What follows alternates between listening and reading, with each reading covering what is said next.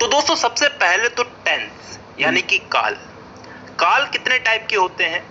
तीन टाइप के, वर्तमान काल, भूतकाल और भविष्य काल। Present, past and future.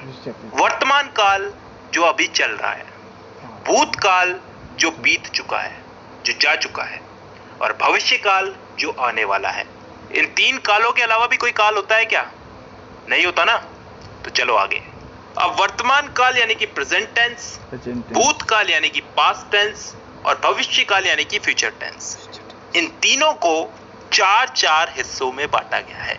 और अच्छी बात यह है कि ये चार भाग कुछ इस तरह से बांटे गए हैं कि आसानी से याद हो जाए, ज्यादा कुछ समझने की जरूरत नहीं है, बस नाम का फर्क है, वो आगे समझ में आएगा। अगर एक चीज समझ में आ गई तो बाकी चीजें भी समझ में आ जाएगी धीरे धीरे।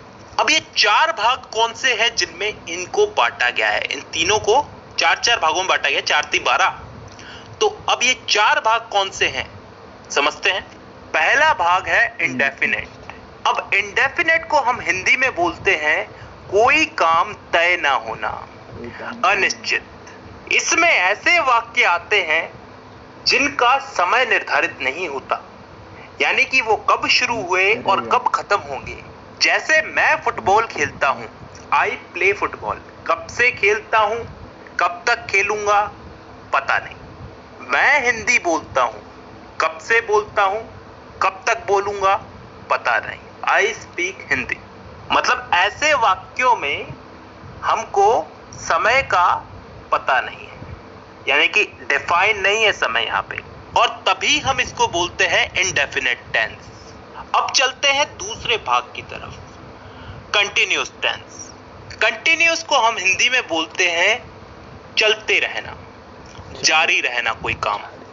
इस भाग के अंदर भी हमें काम कब शुरू हुआ कब खत्म होगा इसका मालूम नहीं, लेकिन इसमें काम चल रहा है इतना हमें मालूम है। जैसे उदाहरण के लिए मैं फुटबॉल खेल रहा हूं, आई एम प्लेइंग फुटबॉल।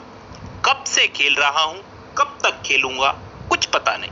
काम मेरा कंटिन्यू चल रहा है, तो ये आ गया कंटिन्यूअस में। तीसरा टेंस आता है परफेक्ट टेंस। वो टेंस जिसमें काम के हो जाने का, पूरा हो जाने का बोध होता हो, मतलब कोई काम कंप्लीट हो चुका है। जैसे मैं फुटबॉल खेल चुका हूं, चुका हूं, चुकी हूं, चुके हैं। ये सब चीजें क्या बताती हैं कि काम हो चुका है, और ये चीज किस में आती है?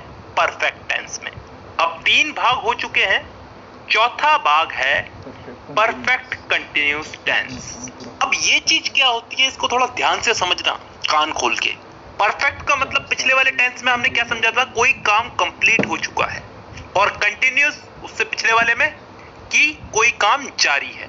तो परफेक्ट कंटिन्यूअस टेंस में क्या आता है, कोई काम हो भी चुका है और फिलहाल जारी भी है। ढंग से बोलूं तो कोई काम किसी समय से प्रारंभ होकर प्रतिदिन अंशतः पूर्ण होकर आने वाले समय में भी जारी रहेगा। समझ में नहीं आया ना? नहीं आएगा, उदाहरण से आएगा। मैं सुबह से फुटबॉल खेल रहा हूं, सुबह से किसी समय से खेल रहा हूं, सुबह से खेल रहा हूं। कंटिन्यू है, अभी भी खेल रहा हूं, और फिलहाल अभी खेल रहा हूं तो आगे भी खेलूंगा। इस चीज का बोध हो रहा है हमको। एक और उदाहरण ले लो इसमें। मैं पिछले 5 सालों से हिंदी बोल रहा हूं, पिछले 5 सालों से हिंदी बोल रहा हूं, अभी भी बोल रहा हूं और आगे भी बोलूंगा। तो ऐसे वाक्य किस टेंस में आते हैं? परफेक्ट कंटिन्यूअस टेंस में। तो दोस्तों यहाँ पे हम लोगों ने चारों भाग समझ लिए। एक बार वापस रिपीट कर देता हूं, indefinite tense, continuous tense, perfect tense, perfect continuous tense. Indefinite में वो वाक्य आते हैं जिनका टाइम डिफाइन नहीं होता, निश्चित नहीं होता, कब शुरू हुए कब खत्म होंगे। कंटिन्यूअस टेंस में वो वाक्य आते हैं जिनमें काम चल रहा है, जारी है, कंटिन्यू है।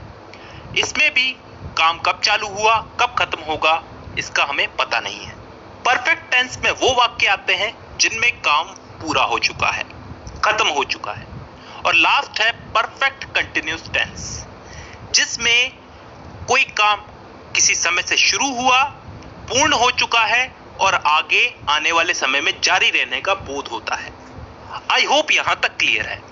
ठीक है, अब दोस्तों इस टेंस के इन्हीं चारों भागों को हम लोग इन तीनों काल में फिट करेंगे, प्रेजेंट, पास्ट और फ्यूचर। वर्तमान, भूत और भविष्य, इन तीनों में इन चारों टेंसेस को हम लोग फिट करेंगे। करना कुछ नहीं है, बस नाम उठा करके आगे रख देना है। जैसे प्रेजेंट का present indefinite, present continuous, present perfect, present perfect continuous. Past का past indefinite, past continuous, past perfect और पास्ट परफेक्ट कंटिन्यूस। फ्यूचर का future indefinite, future continuous, future perfect और फ्यूचर परफेक्ट कंटिन्यूस। तो टोटल कितने भाग हो गए? एक एक के अगर 4-4 हुए तो तीनों के हो गए 4-4 या 12। अब इन 12 भागों को मैं अगली वीडियो में समझाऊंगा, फिलहाल के लिए बहुत है क्योंकि Good morning, everybody.